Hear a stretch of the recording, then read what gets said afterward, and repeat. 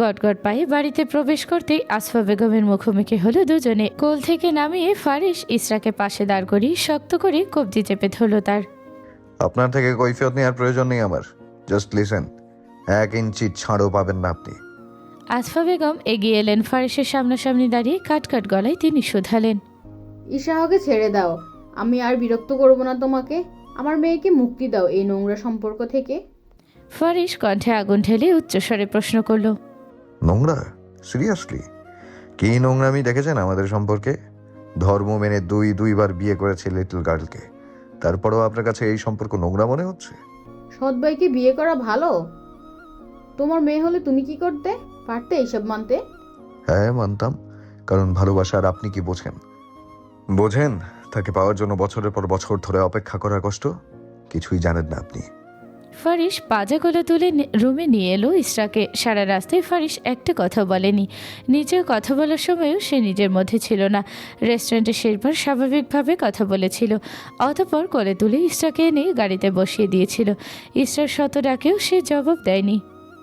রুমে সে ইসরাকে বিছানায় শুয়ে দিল ফারিস। ইসরাকে শুয়ে দিয়ে ফারিস সোজা হতে নিতেই ইসরা টেনে ধরল ফারিসের হাত। কথা বলছেন না কেন ফারিস? আমার ভয় করছে আপনার এমন নীরবতা।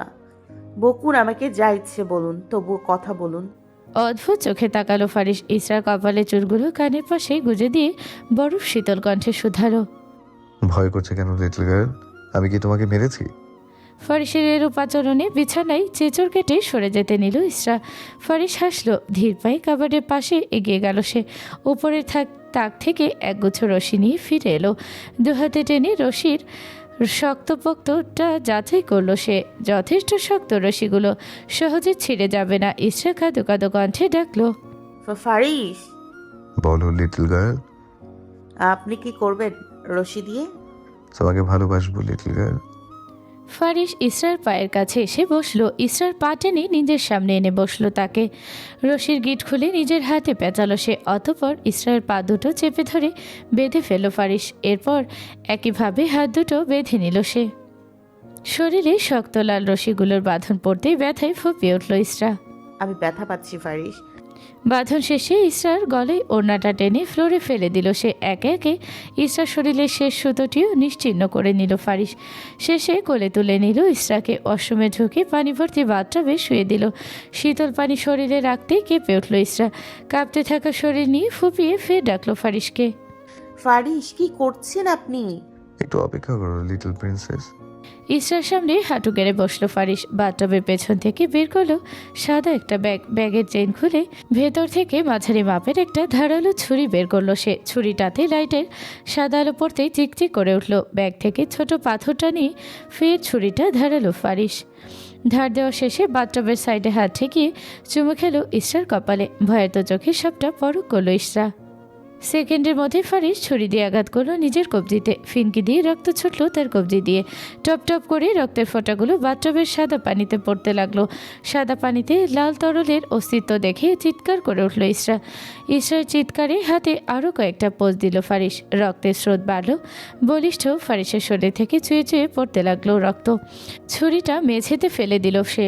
টাইলসের উপর পরে ছুরিটা ঝনঝন করে উঠল। হাতের মুঠো শক্ত করতে রক্তের স্রোতের তীব্রতা বাড়ল। নিভে আসা কণ্ঠে ফারিস ইসরাহের মুখপানে চেয়ে বলল, অবসেশন ছাড়তে নেই, জোর করে কেড়ে নিতে হয়। You are my unhealthy obsession. ভালোবাসা ভোলা যায় কিন্তু অবসেশন না। ফারিস থামলো। তোমাকে কষ্ট দেওয়ার সাথে আমার নেই লিটল গার্ল, কিন্তু নিজেকে আঘাত করতে আমার বিন্দু মাত্র আফসোস হয় না। ফারিস, আপনার রক্ত বের হচ্ছে। পাগল হয়ে গেছেন আপনি। ঘুমন্ত আগ্নেয়গিরিকে জাগানো বুদ্ধিমানের কাজ নয়, তবুও তুমি লাইটার ছুড়ে দিয়েছো। এবার সামান্য তাপ তো সহ্য করতেই হবে। ফারিস জওয়ান মোটেও ভালো না লিটল গার্ল। সৌন্দর্যের মাঝে ভয়ঙ্করতা লুকানো থাকে। আপনাকে দেখলে বোঝা যায় ফারিস জওয়ান। ভয়ঙ্করতার কিছুই দেখোনি লিটল গার্ল। পরপর নিজের অধরের মাঝে পড়ে নিল ইসরাহের অধর জোড়া। অসময়ে জানালার ফাঁক গলিয়ে সূর্যের আলো ইসরায়ের চোখে পড়তেই জেগে উঠল সে। হাত পা নাড়াতে চেয়েও নাড়াতে পারল না ইসরা। প্রচণ্ড মাথা ব্যথা নিয়ে চোখ খুলতেই ভয় পেল। এখনও বাথটবে শুয়ে আছে সে। ফারিস তার পাশে বাথটবের সাথে ঢেল দিয়ে বসা, তার মাথার সাথে মাথা ঠেকানো। ফারিস থেকে চোখ ফিরিয়ে নিজের দিকে তাকাতেই ইসরাহের চক্ষু চড়ক গাছ হয়ে উঠল। রক্ত পড়াতে পানিগুলো ঘোলা হয়ে আছে, শুভ্র পানি ঘোলাটে কালো বর্ণ ধারণ করেছে। রশিতে বাঁধা হাত উঠিয়ে চোখের সামনে ধরল সে। তার হাতে শুভ্র চামড়ার মধ্যে রক্তের ফোঁটা লেগে আছে। দীর্ঘক্ষণ পানিতে থাকার দরুন শরীর সাদা হয়ে উঠেছে। পা দিয়ে পানিতে শব্দ করে চেঁচিয়ে উঠল ইসরা। ফারিস, আমাকে ছাড়ুন। আমি আমি আমি পারছি না এই পানিতে ডুবে থাকতে। আপনার রক্তের স্পর্শ গন্ধ আমার হৃদয় নাড়িয়ে দিচ্ছে, আমার গা গোলাচ্ছে, আমি পাগল হয়ে যাব। ইসরার চিৎকারে ফারিস ধরপড়িয়ে উঠে লাল চোখে ইসরার দিকে তাকালো। চোখ ডলে পরিস্থিতি বোঝার চেষ্টা করলো সে। কাল রাতের ঘটনা তার মনে পড়তেই তড়িঘড়ি করে ইসরাকে কোলে তুলে নামিয়ে বসালো ওয়াশরুমের মেঝেতে। ব্যস্ত হাতে রশির বাঁধনগুলো খুলে নিল ইসরার শরীর থেকে। বহুক্ষণ পর ছাড়া পেয়ে হাত পা নাড়াতে চেয়েও নাড়াতে পারল না ইসরা। অবশ পা নাড়াতে গিয়েও ব্যথায় কুকিয়ে উঠল সে। রশির বাঁধনের জায়গাগুলোতে ছোপ ছোপ দাগ লেগে গেছে। ফারিস উঠে গিয়ে হ্যাঙ্গার থেকে টাওয়াল এনে টাওয়াল পেঁচিয়ে জড়িয়ে ধরল ইসরাকে। নিজের কপালের সাথে কপাল ঠেকিয়ে আক্ষেপের স্বরে শুধালো Faris. Little girl, I am sorry princess. Shit shit, what did I do to it? বিরক্তি ভঙ্গিমায় ইসরা বলল। ফারিস, ছাড়ুন আমাকে। ইসরার হাতের ধাক্কায় মেঝেতে গিয়ে পড়ল ফারিস। ফারিসকে সরিয়ে দাঁড়াতে নিতেও পা পিছলে পড়ে গেল সে। মেঝেতে পড়বার আগেই ফারিস ধরে নিল তাকে। ইসরার মনে হলো তার শরীরে এক ফোঁটাও শক্তি ও আর অবশিষ্ট নেই, দাঁড়ানোর মতো ক্ষমতাও নেই যেন। ফারিস ফের ইসরার বাহু চেপে ধরল, জোর জবরদস্তি করে ধরে শহরের নিচে দাঁড় করিয়ে দিল তাকে। ফারিসকে ছেড়ে দেওয়াল ধরে দাঁড়ালো ইসরা। গরম পানিতে হিটার অন করে শাওয়ার ছেড়ে দিল ফারিস। শাওয়ারের মৃদু গরম পানি শরীরে পড়তেই কেঁপে উঠল ইসরা। পানির প্রতিটা ফোঁটা সূচের মতো গাচ্ছে তার শরীরে। ঘাড়সহ কোমর ব্যথা করছে। ফারিস শ্যাম্পু নিয়ে ইসরায়ের চুলে মাখতে নিতেই ইসরা তার হাত চেপে ধরল। করুণ চোখে তাকিয়ে কেঁদে উঠল ইসরা। কান্নার মাঝে সে এলো পাথারে কিল বসালো ফারিসের প্রশস্ত বুকে। আপনি উম্মাদ ফারিস, আপনার ভালোবাসার ধরন মোটেও ভালো না। চোখ বন্ধ করে নিল ফারিস। ইসরাহের কোমর পেঁচিয়ে নিজের বুকের সাথে মিশিয়ে নিল তাকে। কানের লতিতে হালকা কামড় বসিয়ে আওড়ালো Faris. Love you little girl, you are right. আমার ভালোবাসার ধরন মোটেও ভালো না। ভালোভাবে ভালোবাসলে মানুষ পাগল বানিয়ে দেয়, কিন্তু পাগলের মতো ভালোবাসলে ছেড়ে যাওয়ার আগে 10 বার ভাববে, কারণ পাগলকে সামলানো সহজ কথা না। আমাকে ছাড়ুন, আমার ভালো লাগছে না। ফারিস ইসরাকে নিজের সাথে আরেকটু চেপে ধরল। রাগে নাকের ডগা কাঁপছে ইসরার। শক্ত হয়ে দাঁড়িয়ে সে ফের ধাক্কা বসালো ফারিসের বুকে, কিন্তু চিকন গড়নের ইসরা ধাক্কাতে একটু সরল না ফারিস, বরং অনড় দাঁড়িয়ে রইল সে। ভালো না লাগলেও তোমাকে থাকতে হবে, তোমার ইচ্ছেতে অথবা অনিচ্ছায়। আবার বেঁধে রাখবেন? ছাড়ুন, এইবার আমি নিজে পালাবো। ফারিস বাঁকা হাসলো, ফিচেল কণ্ঠে হিস হিসিয়ে শুধালো সে। আমার চোখের দিকে তাকিয়ে বলো তো লিটল গার্ল। ওকে ফাইন, বলছি। ইয়েস মাই গার্ল, প্লিজ সে। ইসরা রাগি চোখে তাকালো ফারিসের চোখের দিকে। তৎক্ষণাৎ ফারিস কিছু একটা পরেই ফু বসালো ইসরায়ের চোখে। মুহূর্তে ফারিসের বাহুতে ঢলে পড়ল সে। বলিষ্ঠ বাহুতে ইসরাকে ধরে নিল ফারিস। সময় নিয়ে কয়েকটা মন্ত্র পড়ল সে। ইসরা মাথায় ফু দিয়ে ফের তাকে বাথটবে শুয়ে দিল ফারিস। বাথটবের নোংরা পানিগুলো ছেড়ে আবার ট্যাপ ছাড়লো। বাথটবের পানি ভর্তি হওয়ার সময়টুকুতে গভীর চোখে পানিতে ভেসে ডুবে থাকা ইসরাকে দেখল Faris. Queen of my heart, why don't you listen, little girl? Tell me to do it if you like. বেডে ঘুমিয়ে আছে ইসরা। ফারিস তার পাশেই শোয়া। সামনে ফার্স্ট এইড বক্স আর স্যাভলন দেওয়া বল ভর্তি কুসুম গরম পানি। তুলোতে স্যাভলন নিয়ে পানি দিয়ে জায়গাগুলো পরিষ্কার করে দিল ফারিস। ইসরার পায়ে আর হাতে ক্রিম লাগিয়ে ফারিস উঠল। পানির গ্লাস থেকে মুঠো ভর্তি পানি ঝাপটা দিতে ইসরা চোখ মেলল। ফারিস তাকে ধরে পিঠের পিছনে বালিশ দিয়ে বসিয়ে দিল। কি খাবে লিটল গার্ল? জানি না, নিচে যাব। ওকে। ফারিসের হাত ধরে বিছানা থেকে নামলো ইসরা। গুটি গুটি পায়ে দরজা পর্যন্ত যেতে ইসরা অনুভব করলো সে শূন্যে ভাসছে। তড়িৎ বেগে ফারিসের বুকের পাশে টি শার্ট খাবলে ধরল সে। আমার পা থাকতে তুমি আবার হাঁটবে কেন? আমার চোখে সহ্য হয় না লিটল জান। লজ্জায় আমতা আমতা করে উঠল ইসরা। এই অবস্থায় সাইমা আপার সামনে পড়লে তিনি হাজারটা প্রশ্ন করে লজ্জা দিবে তাকে, আর মায়ের সামনে পড়লে তো কথাই নেই। কি করছেন নামান?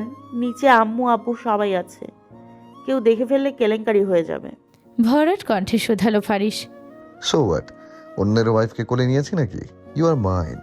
ফারিসের এমন উদাসীনতায় দাঁত কিরমির করে উঠল ইসরার। সিঁড়ি বেয়ে নামতেই সে ছটফটিয়ে নেমে পড়ল কোল থেকে। ক্রিম লাগানো দরুন পায়ের ব্যথাটা কমে এসেছে, জোরে হাঁটলে ব্যথাটা বোধ হচ্ছে শুধু। ডাইনিং স্পেসে আরহাম শিকদার বসে আছেন, পরনে তার ফর্মাল ড্রেস আপ, সামনে কাপ ভর্তি লেবু চা। আফসা, নাস্তা হয়েছে? দাঁড়াও, আনছি। তিরিক্ষি মেজাজে সংবাদপত্রে চোখ বুলালেন আরহাম। ইসরা এসে দাঁড়ালো বাবার পাশে। টেবিলে সাজিয়ে রাখা মধু আর সিয়াসিডের বয়াম নিয়ে গ্লাসে পানি ঢেলে নিল সে। 2 চামচ সিয়াসিডে 1 চামচ মধু মিশিয়ে নেড়ে ঢেকে রাখলো ইসরা। মেয়ের কার্যকলাপ দেখে অমায়িক হাসলেন আরহাম। ফারিসের জন্যই যে এসব তা বুঝতে বাকি রইল না ওনার। অবশেষে ওনার ছেলেটার কেউ তো হলো, যে কিনা দুহাতে সামলাতে পারবে ছেলেটাকে। অবাধ্য ফারিসের বাধ্যতার কারণ হবে, খারাপ সময়ে পিঠে হাত বুলিয়ে সান্ত্বনা দিতে পারবে, মায়ের পর নিঃস্বার্থ তাকে ভালোবাসবে। দীর্ঘশ্বাস ছাড়লেন আরহাম। কেবল আসফার সাথে চিরকাল ফারিসের সাপে নেউলের সম্পর্ক থেকে গেল। রুটির হটপটটা এনে টেবিলে রাখলেন আসফা। ইসরাহের দিকে একবার তাকিয়ে আশেপাশে চেয়ে ফারিসকে খুঁজলেন তিনি, কিন্তু ছেলেটা নেই। আমাকে খুঁজছেন শাশুড়ি মা? আপনার পেছনে তাকান। তোমাকে খুঁজতে যাব কোন দুঃখে? আমার এতটাও খারাপ দিন আসেনি। মেয়ের জামাইকে মানুষ খারাপ দিন ছাড়া ভালো দিনেও স্মরণ করে শাশুড়ি আন্টি। আপনার বোকা বোকা বুদ্ধিগুলো একটু কম ইউজ করলেও তো পারেন। বেয়াদব ছেলে। ভুল হয়েছে, শব্দটা হবে জামাই। কথা বাড়ালো না আসফা। ব্যস্ত পায়ে কিচেনে ঢুকে পড়লেন তিনি। ফারিসও তার পিছু নিল। পরপর ফিরেও এলো মিনিট 2 পর। মিষ্টি হেসে ইসরার পাশে চেয়ারে গিয়ে বসল সে। ফারিসের বসার পর আসফা বেগম এলেন। মৃদু হেসে ফারিসের উদ্দেশ্যে বললেন তিনি, তোমার জন্য দুপুরে কি রান্না করব পারিস? সিয়াসিডের সম্পূর্ণ পানিটুকু 2 ঢোকে শেষ করলো ফারিস। ঘাড় নামিয়ে ফিচেল হাসলো সে। ঠোঁটে হাসি রেখা টেনে ফারিস শুধালো, আপনার হাতের স্পেশাল ডিশগুলো করতে পারেন, লাইক জামাই আদরের যেগুলো প্রয়োজন। ফারিসের জবাবে কিছুক্ষণ চুপ থেকে চিন্তিত কণ্ঠে আসফা বললেন, তুমি তো ডায়েট মেনটেন করো, খাবে তেল মশলাযুক্ত খাবার? একদিন খেলে কিছুই হবে না। আফটার অল শাশুড়ি মায়ের রান্না বলে কথা, কয়জনের ভাগ্যে জোটে বলুন? জল ঝুলিয়ে আরহাম শিকদার আর ইসরা একে অপরের মুখ চাচাই করলো। এদের আবার কি হয়েছে, এত মিষ্টি কথা বলছে? কৌতূহল না দমিয়ে প্রশ্ন করে বসলেন আরহাম। তোমার শরীর ঠিক আছে আফসা? তোমার কি প্রেশার বেড়েছে আম্মু, নাকি কিছু স্বপ্ন দেখেছো? বাবা মেয়ের কথাই চোখ পাকিয়ে ঝাঁক ঝালো কণ্ঠে আসফা উত্তর দিলেন, মানে? ফারিসের যত্ন নিচ্ছ যে? পারিসের যত্ন নিব না তো কি তোমার যত্ন নিব? ও আমার একমাত্র ছেলে, আমার মেয়ের জামাইও বটে। ফারিস অবাক হয়ে ইসরা আর বাবার দিকে তাকিয়ে চোখ টিপনি কেটে আওড়ালো। সেটাই তো শাশুড়ি আম্মু, ওনাদের কথায় কান দিবেন না তো। বাবা মেয়ের চোখে সহ্য হচ্ছে না আমার সুখ। সকাল 10:25 কিচেনের দক্ষিণের পাশে জানালাটা দিয়ে রোদ এসে পড়েছে কিচেন কাউন্টারে। ঠান্ডা ঝিরিঝিরি বাতাসে দুলছে জানালার ফাঁকে রাখা পুদিনা পাতার ধনিয়া পাতার গাছগুলো। ধনিয়া পাতার গাছগুলো সদ্য মাথা দুলে উঠেছে। আসফা বেগম প্রতি বছর এখানে ছোট ছোট টবে করে ধনিয়া আর পুদিনা রোপণ করেন। রান্নার সময় ধনিয়া পাতা না থাকলে এখান থেকে ব্যবহার করেন। আসফা বেগম পোলাও রান্না করছেন। চাল ভাজা শেষে দুধটুকু ঢেলে দিলেন পাতিলে। সাইমা খাতুন নিচে বসে চিংড়ি মাছ কাটছেন। অ্যাপ্রন পরিহিত ফারিস কিচেন কাউন্টারে চপিং বোর্ডে 5 মেশালি সবজি কাটছে। সবুজ ক্যাপসিকামটার বিচিগুলো বাদ দিয়ে সরু লম্বা করে কেটে নিল সে। পরপর একইভাবে গাজর, টমেটো, পেঁয়াজগুলো কেটে নিল ফারিস। হাত ধুয়ে ফারিসের দিকে তাকিয়ে আসফা বেগম শুধালেন, এবার তুমি যাও পারিস, তোমার জন্য রান্না করছি আর তুমি সবজি কাটছো, বিষয়টা বাজে লাগে। ফারিস তাকালো আসফা বেগমের দিকে, ক্ষীণ হেসে জবাব দিল সে, no problem, only a few vegetables are left. ফারিসের মুখে ঝরঝরে ইংরেজি শুনে মুখ কুঁচকে নিলেন সাইমা। হাতের মাছটা কাটতে কাটতে বললেন তিনি, এই সেরা, তুমি এখান থেকে যাও তো। ছুরির খটখট আওয়াজে কানে তালা ধইরা গেছে, এখন ধ্যান্দা ধ্যান্দা লাগে। ছুরিটা চপিং বোর্ডে রেখে সবজিগুলো বলে ঢেলে নিল ফারিস। একটু আগে আপনি যেন কি বলছিলেন? সাইমা খাতুন চুপ করে গেলেন। কত কথাই তো তিনি বলেছেন, তাহলে এই ছেলে কোনটা জিজ্ঞেস করছে? গলা উঁচিয়ে সাইমা বললেন, কোন কাতার কথা কও? আমি তো বহুত কথা কইছি। বাড়ির জামাই বাড়ির সম্মানীয় মানুষ, তাকে মাথায় করে রাখতে হয়। না, আমার কথা ভুল। মাথায় রাখলে উকুনে খাইব, তাই কোলে রাখতে হইব। আচ্ছা আচ্ছা, এখন আবার আমার কাজকে আপনি অসম্মান করছেন কেন? কিতা কইলাম তোমার কামরে তুমি বেশি হুনো। আমি কিন্তু বয়রা না। মাছ কাটা থামিয়ে দিলেন সাইমা। আসফা বেগমের দিকে আঙুল তুলে শোধালেন তিনি। দেহ বউ এই সেরা কিতা করে, আমি কিন্তু কাম করুম না কইলাম। ওরে দাও মাছ করতে। ফারিস তুমি ঘরে যাও, বাকিটা আমরা সামলে নিব। অজ্ঞতা হাত ধুয়ে অ্যাপ্রনটা খুলে সাইমা খাতুনের দিকে তাকিয়ে মুখ বাঁকিয়ে কিচেন থেকে বেরিয়ে গেল ফারিস। ড্রেসিং টেবিলের সামনে দাঁড়িয়ে হেয়ার ড্রায়ার দিয়ে চুল শুকাচ্ছে ইসরা। পরনে তার কালো পাতলা জর্জেট শাড়ি। ফারিস দরজায় এসে থমকে দাঁড়ালো। ঘাড় বাঁকিয়ে ইসরাকে পরখ করলো সে। পরপর উচ্চস্বরে ইসরাকে ডাকলো ফারিস। Little girl. ফারিসের কণ্ঠে ইসরা হেয়ার ড্রায়ারটা অফ করলো। ড্রায়ারটা ড্রেসিং টেবিলে রাখার আগেই ফারিস এসে তার পেছনে দাঁড়ালো। শাড়ির ভাঁজ গলিয়ে ঠান্ডা হাতটা রাখলো ইসরার মেদহীন কোমল উদরে, অপর হাতটা রাখলো গলায়। ইসরাকে আয়নাতে অবলোকন করে হাত দিয়ে ধীরে ধীরে ইসরার পেটে টিচ করলো ফারিস। লিটল গার্ল, বলুন। রামেন খাও। Hmm. You are something to me, like রামেনের, একদম হট অ্যান্ড স্পাইসি। দেখতেই খেতে ইচ্ছে করে, বাইটের পর বাইট। ইয়েস মাই লিটল জান। ইসরা আয়নাতে নিজের পেছনে দাঁড়ানো ফারিসের দিকে তাকালো, যার চোখ মুখ হাসি জুড়ে একরাশ দুষ্টুমি ভর করেছে। ফারিসের মনের ভাব বুঝতে পেরে সরে যেতে চাইল ইসরা, কিন্তু ফারিস ছাড়ল না, বরং ইসরার কোমর জড়িয়ে তাকে ড্রেসিং টেবিলের উপর বসিয়ে দিল। অপর হাতে ড্রেসিং টেবিলের উপরে থাকা সমস্ত জিনিস মেঝেতে ফেলে দিল সে। আম্মু আপনার জন্য রান্না করছে ফারিস, প্লিজ এখন না, আমি মাত্র শাওয়ার নিয়েছি। সো হোয়াট, আমার প্রিয় খাবার তো তুমি লিটল গার্ল। আমি আর শাওয়ার নিতে পারবো না ফারিস, ঠান্ডা পানি ঠান্ডা। ওয়াটার হিটার আছে, নো অজুহাত লিটল গার্ল। ফারিস ইসরাকে আয়নার সাথে চেপে ধরল। তার ছোঁয়া গভীর হতেই ইসরা চোখ বন্ধ করে নিল। মুখে গিয়ে ইসরার ওষ্ঠজোড়া নিজের দখলে নেওয়ার আগে উচ্চ শব্দে তার ফোনটা বেজে উঠল। বিরক্তিতে মুখ তেতো হয়ে উঠল ফারিসের। ইসরাকে ছেড়ে পকেট থেকে ফোনটা বের করলো সে। কলারের নামের জায়গাতে রিজভি নামটা জলজল করছে। কল রিসিভ করে চিবিয়ে শোধালো ফারিস। বাস্টার্ড, ডিস্টার্ব করার সময় পাসনি? আমাকে বললেন বস। না, তোর শ্বশুরকে বলছি। থতমত খেলো রিজভি। ফোনটা কান থেকে সরিয়ে আবার কানে চাপলো সে। কোনো কারণে যে ফারিস তার উপর রেগে আছে তা বুঝলো রিজভি, তাই কথা না বাড়িয়ে আসল কথাটা বলল সে। বস, আগামী পরশু রেস আছে ট্রেকে, আমাদের ফিরতে হবে, হাতে বেশি সময় নেই। মুহূর্তেই রাগে ভাব সরে ফারিসের মুখশ্রী জুড়ে দেখা দিল অদ্ভুত ছাপ। ইসরা বুঝল না সেই মুখভঙ্গির মানে। অবাক কণ্ঠে ফারিস প্রশ্ন করলো। কিন্তু রেসটা তো জানুয়ারির শুরুতে হওয়ার কথা ছিল। আরসালান আতালুক ডেটটা পিছিয়েছে বস। I C. মাঝরাতের একটা ফ্লাইট আছে বস, টিকিট বুকিং দিব? দু আঙুলের সাহায্যে কপাল কুঁচকে কিছুক্ষণ ভাবলো ফারিস। দাও। ম্যামের জন্য টিকিট বুকিং করব? হুম। ওকে বস। রিজভি কল কেটে দিল। ইসরা নেমে এসে ফারিসের পাশে দাঁড়ালো। ফোনের অপর পাশের ব্যক্তিটা যে খুব ভালো খবর ফারিসকে দেয়নি তা তার মুখভঙ্গি বলে দিচ্ছে। কি হয়েছে ফারিস? আমাদের ফিরতে হবে। ফেরার কথা শুনে মুখ কালো হয়ে উঠল ইসরার। ছোট মুখে চুপ করে দাঁড়িয়ে রইল ফারিসের পাশে। ফারিসের চিন্তিত মুখ দেখে কিছু বলার সাহস হচ্ছে না তার। জোহরের আজান পড়ে গেছে। রোদের জৌলুসে আলোকিত হয়ে আছে ধরণী। শীতের দুপুর হওয়াতে রোদের তেমন তাপ নেই। নামাজ আদায় করে মাত্রই দোতলা থেকে নেমেছেন আসফা বেগম। এবার রান্নাগুলো একে একে এনে টেবিলে জুড়ে সাজাতে শুরু করলেন তিনি। কিছুক্ষণ পর ইসরা উপর থেকে নেমে এলো। মায়ের পাশে ছুটে ছুটে বাকি খাবারগুলো এনে টেবিলে সাজিয়ে নিল আসফা বেগমের সাথে। ওনাদের খাবার আনা শেষ হতেই আরহাম শিকদার সদর দরজা দিয়ে প্রবেশ করলেন। ক্লান্ত শরীরে এসে সোফায় বসে পড়লেন তিনি। বাবাকে বসতে দেখে ইসরা এগিয়ে এসে চিনি ছাড়া লেবুর শরবত গ্লাসটা রাখলো আরহাম শিকদারের সামনে টি টেবিলে। তুমি শাওয়ার নেবে বাবা?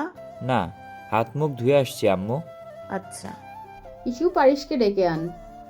ফারিসকে ডাকতে যাওয়ার আগে সে নেমে এলো। ফোন স্ক্রল করতে করতে গিয়ে বসলো ডাইনিং টেবিলে। আসফা সবার জন্য প্লেটে পোলাও বেড়ে নিলেন। ফারিস ফোনটা স্ক্রল করা অফ করে পাশে রেখে দিল। কিচেনের দিকে তাকিয়ে প্রশ্ন করলো সে। সাইমা আপা কই?